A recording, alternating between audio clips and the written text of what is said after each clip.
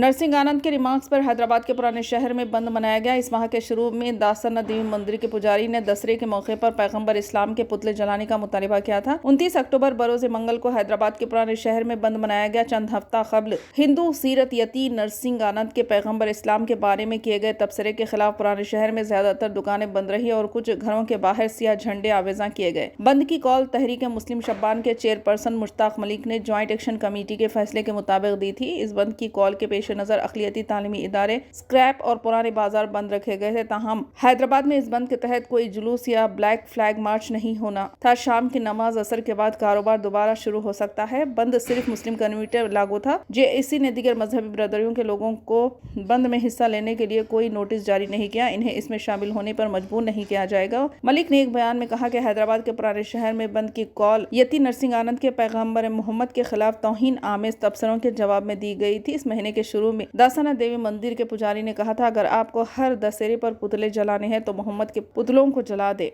यती ने मजीद कहा कि वो हिंदू राष्ट्र की तोसी का ख्वाब पूरा करना चाहता है। वीर सावरकर और छत्रपति शिवाजी महाराज ये ख्वाब सिर्फ अफगानिस्तान तक महदूद नहीं रहना चाहिए। हमें इस वक्त तक कोशिश करनी चाहिए जब तक हिंदुत्व मक्का और काबा तक ना पहुंच जाए। इन्होंने मजीद दावा किया कि एक शिव मंदिर खाने काबा के नीचे वाक़ है, जो इस्लाम का सबसे मुक़द्दस मुकाम है।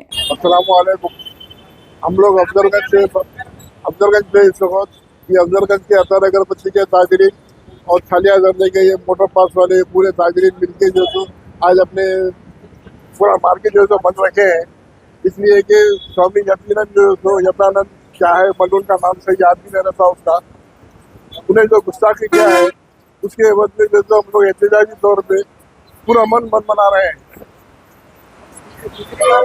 इससे दूसरी मतलब है ये, हम लोग इससे पहले भी एक 15 दिन पहले अपनी मस्जिदें बंद बनाए थे।